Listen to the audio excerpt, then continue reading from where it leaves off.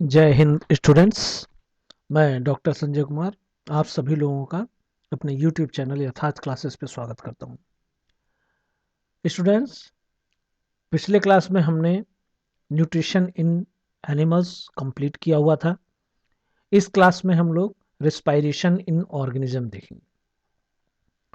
हम रिस्पायरेशन की बात करेंगे तो पूरे रिस्पायरेशन को 3 भागों में डिवाइड कर देंगे।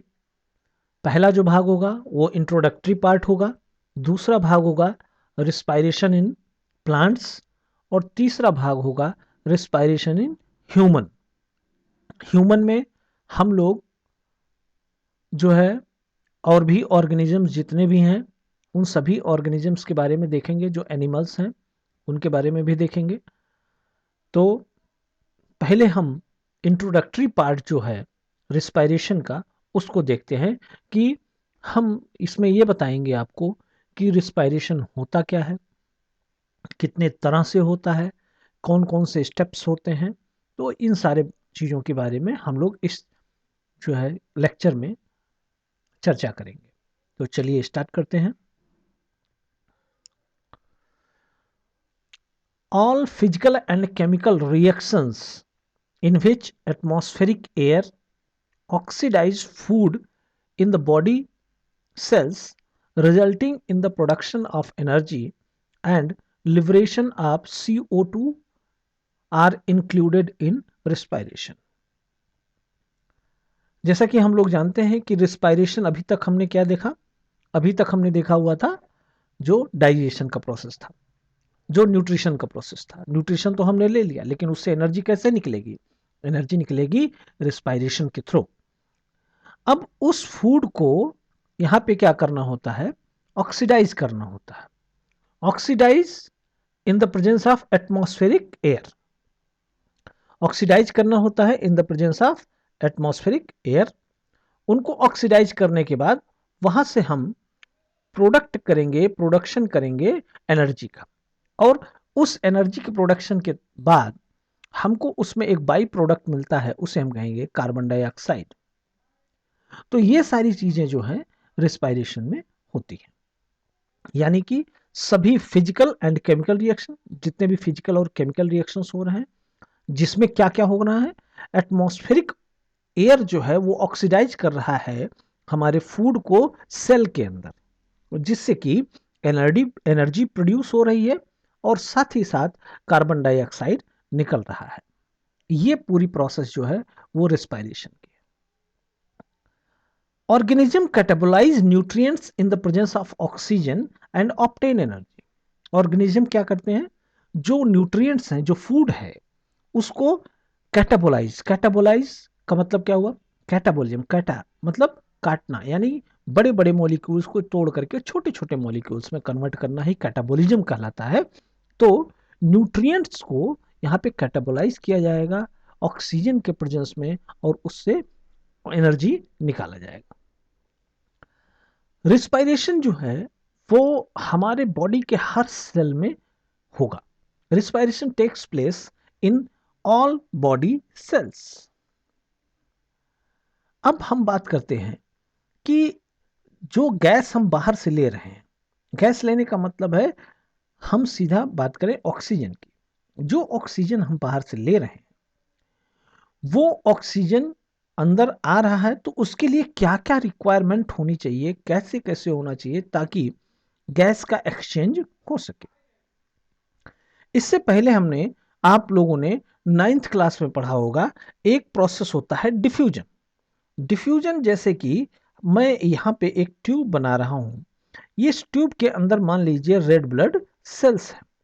अब ये रेड ब्लड सेल्स बाहर जो है वो ऑक्सीजन है, बाहर ऑक्सीजन है, अंदर रेड ब्लड सेल्स है। अगर बाहर ऑक्सीजन की मात्रा ज्यादा होगी, कंसंट्रेशन ऑफ ऑक्सीजन हाई होगा और अंदर कंसंट्रेशन ऑफ ऑक्सीजन कम होगा, तो एक सिंपल डिफ्यूजन के द्वारा जो है वो अधिक कंसंट्रेशन से लो कंसंट्रेशन की तरफ ऑक्सीजन जो है वो हमारे ब्लड में पहुंच जाएगा। This process is known as diffusion, simple diffusion. ये प्रोसेस जो है वो सिंपल डिफ्यूजन कहलाएगा। अब इस सिंपल डिफ्यूजन होने के लिए यानी गैसियस एक्सचेंज होने के लिए क्या क्या रिक्वायरमेंट जरूरी है?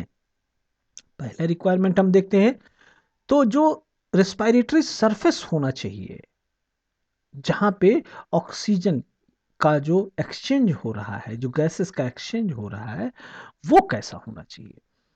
वो होना चाहिए थिन, बहुत पतला होना चाहिए, लार्ज, बड़ा होना चाहिए, और तीसरी चीज होती है मॉइस्ट होना चाहिए। मॉइस्ट का मतलब है कि वो थोड़ा सा गीला होना चाहिए। गीला इसलिए होना चाहिए कि ऑक्सीजन जो है उस वाटर मॉलिक्यूल में डिसॉल्व हो जाएगा और वहां से आसानी से हमारे सेल्स के अंदर भेज दिया जाएगा। It should be permeable to respiratory gases, जो सरफेस है वो परमिएबल होना चाहिए। परमिएबल का मतलब एक तरफ से दूसरी तरफ जा सकने वाला। अगर परमिएबल नहीं होगा तो ये कार्बन डाइऑक्साइड और ऑक्सीजन का ट्रांसपोर्ट कैसे हो पाएगा? अंदर से बाहर, बाहर से अंदर, ये नहीं हो पाएगा। दूसरा चीज, it must be in direct contact with source of O2, यानी कि ये डायरेक्ट कांटेक्ट में होना चाहिए, ऑक्सीजन के डायरेक्ट कांटेक्ट में होना चाहिए। ऐसा नहीं कि ऑक्सीजन जो है वो बाहर पड़ा हुआ है और जो आपका सरफेस है वो अंदर है, कई लेयर के बाद है, तो वहां पे फिर ट्रांसपोर्ट नहीं हो पाएगा। It must be direct contact with the surface of O2। If the animal has blood, अगर एनिमल के पास ब्लड है, the respiratory surface must be rich in blood supply. दूसरी चीज है कि यहाँ पे जहाँ सरफेस है, सरफेस के जस्ट नीचे जो है वो ब्लड की सप्लाई बहुत ज़्यादा होनी चाहिए। ज़्यादा होने से मतलब ये है कि अगर ब्लड की सप्लाई ज़्यादा होगी तो ज़्यादा से ज़्यादा ऑक्सीजन जो है वो हमारे ब्लड में कैप्चर कर लिया जाएगा। अब हम लोग देखते हैं कि हमारे रेस्पिरेशन में वो कौन कौन से स्टेप्स हैं। पहला step, external respiration. External respiration का मतलब है कि जो गैसेस हैं वो बाहर से ऑर्गेनिज्म के अंदर आ रही हैं। Exchange of gases between organism and it's environment, यानी एनवायरनमेंट से ऑर्गेनिज्म के अंदर आ रही हैं। अब इंटरनल रेस्पिरेशन की बात करेंगे। इंटरनल रेस्पिरेशन में exchange of gases between tissues, cells and extra cellular environment. Cell के बाहर का जो इन्वायरमेंट है, मान लीजिए हमारे लंग्स में पहुंचना क्या हो जाएगा? External respiration.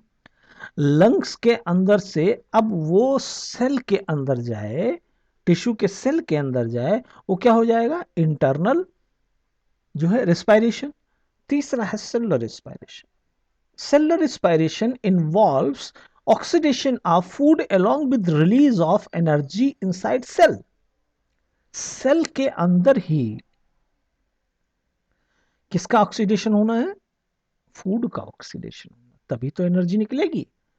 तो ऑक्सीजन का उपयोग जो है वो फूड के ऑक्सीडेशन के लिए किया जाएगा, जिससे कि एनर्जी रिलीज होगी। तो ये तीन मेन स्टेप्स हैं रेस्पिरेशन के, इसको नोट कीजिएगा।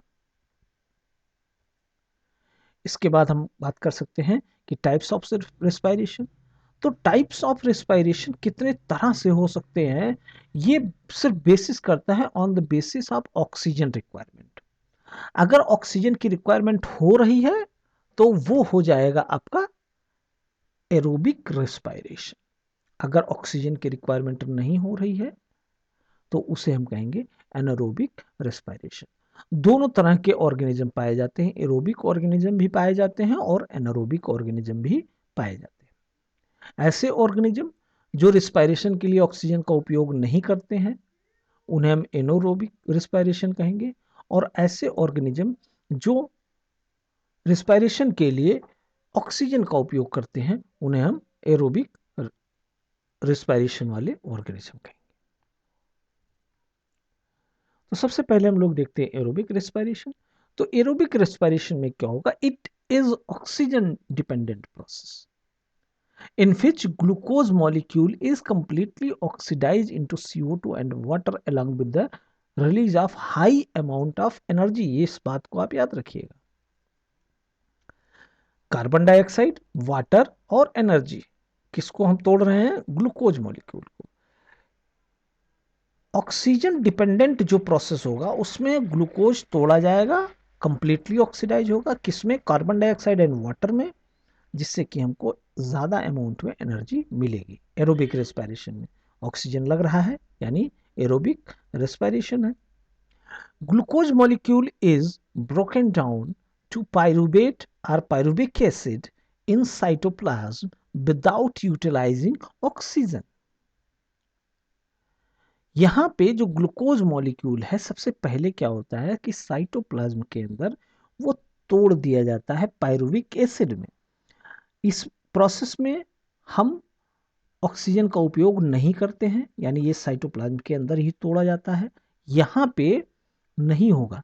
इसके बाद का जो प्रोसेस होगा, यानी अगर जो हम ग्लूकोज की बात करें तो ग्लूकोज 6 कार्बन का है और पायरुवेट 3 कार्बन का है। तो हमारे पास एक ग्लूकोज मॉलिक्यूल तोड़ करके 2 पायरुवेट मॉलिक्यूल बन गए। कहाँ? साइटोप्लाज्म के अंदर, सेल के साइटोप्लाज्म में बन गए। अब साइटोप्लाज्म से जाएगा माइटोकॉन्ड्रिया में, क्या? Pyruvic acid. अब वो पायरुविक एसिड का ऑक्सीजन की उपस्थिति में माइटोकॉन्ड्रिया के अंदर ब्रेकडाउन होगा और अब बनाया जाएगा वो एटीपी मॉलिक्यूल बनेंगे, साथ ही साथ जो कार्बन डाइऑक्साइड है वो भी गैस रिलीज होगी। दूसरा है एनारोबिक रेस्पिरेशन। एनारोबिक रेस्पिरेशन में यहाँ पे ऑक्सीजन यूटिलाइज नहीं होगा। यहाँ पे जो साइटोप्लाज्म है, सेल का जो साइटोप्लाज्म है, वहीं पे आपका ग्लूकोज है तोड़ दिया जाता है पायरुविक एसिड में। यहाँ तक तो ऑक्सीजन जरूरत नहीं, लेकिन उसके बाद जो ऑक्सीजन लग रहा था एरोबिक में, अब यहाँ पे नहीं लगेगा। पायरुवेट जो है वो साइटोप्लाज्म में ही कन्वर्ट किया जाएगा एथिल अल्कोहल में इन बैक्टीरिया और ईस्ट और बैक्टीरिया में एथिल अल्कोहल में कन्वर्ट किया जाएगा, जबकि लैक्टिक एसिड में कन्वर्ट किया जाएगा इन मसल्स ऑफ मैन, यानी हम लोगों के मसल्स में जो है वो लैक्टिक एसिड के रूप में कन्वर्ट कर दिया जाएगा। कब? जब हमारे बॉडी के अंदर ऑक्सीजन की कमी होगी। वो कब कमी होगी? जब हम रिगरस एक्सरसाइज करते हैं तो हमारे मसल्स में क्या होता है, ऑक्सीजन नहीं पहुंच पाता है, इस कारण से और एनर्जी की ज़रूरत ज़्यादा होती है। तो इस कारण से ग्लूकोज का मॉलिक्यूल तोड़ा तो जाएगा, लेकिन वो पूरी तरह से कंप्लीट उसका ऑक्सीडेशन नहीं किया जाता है। वहां पे क्या होगा, वो लैक्टिक एसिड में कन्वर्ट कर दिया जाता है। तत्काल के लिए कुछ एनर्जी मिल जाती है, और जब यही लैक्टिक एसिड बहुत ज़्यादा हो जाता है हमारे मसल्स में, तभी हमको पेन होता है, दर्द होने लगता है। जो मसल्स में दर्द होता है वो लैक्टिक एसिड के जमाव के कारण ही होता है। और जब ये लैक्टिक एसिड धीरे धीरे फिर जब कन्वर्ट कर दिया जाएगा ग्लूकोज में, लैक्टिक एसिड खत्म कर दिया जाएगा, तब हमारा मसल्स का जो पेन होगा वो खत्म हो जाएगा। ये बैक्टीरिया और ईस्ट में जो है एथिल अल्कोहल में कन्वर्ट किया जाएगा यही पायरुवेट, जबकि यही पायरुवेट हमारे अंदर लैक्टिक एसिड में कन्वर्ट किया जाएगा। अब इसको हम लोग फ्लो चार्ट के थ्रू समझेंगे। फ्लो चार्ट से समझने से हमको ये आसान हो जाएगा और हम इसको आसानी से याद कर सकते हैं। जैसे रेस्पिरेशन को हमने 2 कैटेगरी में डिवाइड किया हुआ है। पहला है एरोबिक रेस्पिरेशन, दूसरा है एनारोबिक रेस्पिरेशन। एरोबिक रेस्पिरेशन में क्या होगा, ऑक्सीजन प्रेजेंट होगा। तोड़ा किसको जाएगा, ग्लूकोज मॉलिक्यूल को C6H12O6 को तोड़ा जाएगा पायरुवेट में। कहाँ पे? इन साइट क्या होगा, वो साइटोप्लाज्म होगा, सेल का साइटोप्लाज्म होगा। इस प्रोसेस को हम कहेंगे ग्लाइकोलिसिस। क्या कहेंगे? ग्लाइकोलिसिस। और ग्लाइकोलिसिस जो होगा वो क्या होगा, ऑक्सीजन के अब्सेंस में होगा ग्लाइकोलिसिस। अब ये पायरुवेट में कन्वर्ट कर दिया गया है। अब ये पायरुवेट जो है वो जाएगा माइटोकॉन्ड्रिया के अंदर, इसे हम कहते हैं क्रेब्स साइकिल। और यहीं पे जो है ऑक्सीजन का यूटिलाइजेशन होता है। ऑक्सीजन का यूटिलाइजेशन क्रेब्स साइकिल में होगा। और क्रेब्स साइकिल कहाँ होता है? माइटोकॉन्ड्रिया के अंदर। ये पायरुवेट माइटोकॉन्ड्रिया में भेज दिया गया, इसका complete oxidation in the presence of oxygen कर दिया गया है और वो कन्वर्ट किया गया CO2 और H2O में। साथ ही साथ हमको ह्यूज अमाउंट ऑफ ATP यानी कि एनर्जी मिल गई। क्लियर। इसके बाद हम लोग देखते हैं एनारोबिक रेस्पिरेशन। एनारोबिक रेस्पिरेशन में क्या होगा, अब्सेंस ऑफ ऑक्सीजन, यहाँ पे ऑक्सीजन अब्सेंट होगा, ग्लूकोज यहाँ भी तोड़ा जाएगा, साइटोप्लाज्म में अब्सेंस ऑफ ऑक्सीजन, ये पायरुवेट में कन्वर्ट किया गया है। इस प्रोसेस को हमने क्या कहा था, ग्लाइकोलिसिस। यहाँ पे देखिए इस प्रोसेस को हमने क्या कहा था, ग्लाइकोलिसिस कहा था। अब ये पायरुवेट जो है इसका फेट हम लोग देखेंगे, इसका भविष्य देखेंगे, ये कहाँ कहाँ पे होगा। अगर ईस्ट में होगा तो यहाँ पे अल्कोहल में ये कन्वर्ट किया जाएगा, अल्कोहल में C2H5OH में कन्वर्ट किया जाएगा, जिसे हम कहेंगे अल्कोहलिक फर्मेंटेशन। जबकि ये लैक्टोबैसिलस बैक्टीरिया में होगा तो ये लैक्टिक एसिड में कन्वर्ट किया जाएगा। लैक्टिक एसिड का जो फॉर्मूला है C3H6O3, और यहाँ से भी एनर्जी निकलेगी। उसके बाद अगर जो हम देखें हमारे बॉडी के अंदर, तो हमारे बॉडी में जो मसल्स होते हैं, जब हम रिगरस एक्सरसाइज करते हैं तो वहाँ पे भी लैक्टिक एसिड का फॉर्मेशन होता है, और ये सारी चीज़ें किससे बन रही हैं, पायरुवेट से बन रही हैं। ठीक है, तो अब देखते हैं हम लोग जो एरोबिक और एनारोबिक रेस्पिरेशन है उनके बीच में जो डिफरेंस है उसको हम लोग देखते हैं। ये बहुत इंपॉर्टेंट है, ये क्वेश्चन पूछा जाता है एरोबिक और एनारोबिक में डिफरेंस।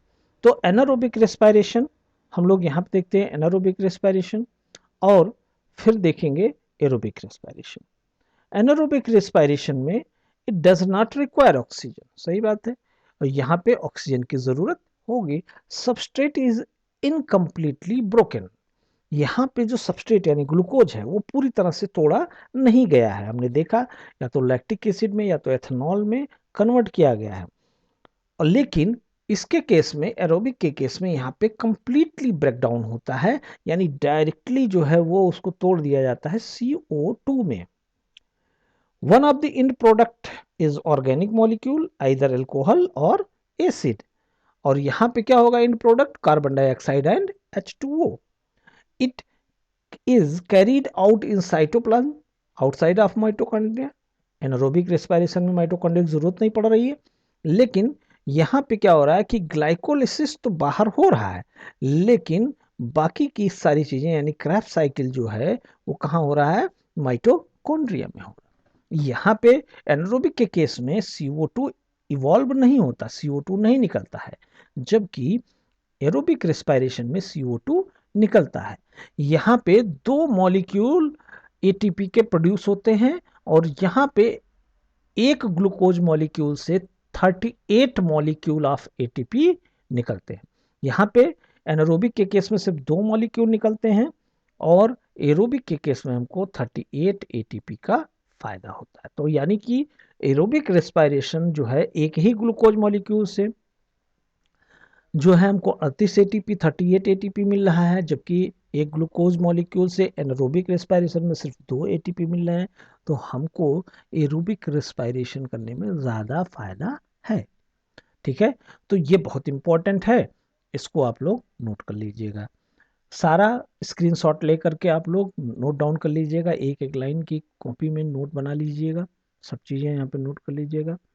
और आज का वीडियो हम यहीं पे क्लोज करते हैं।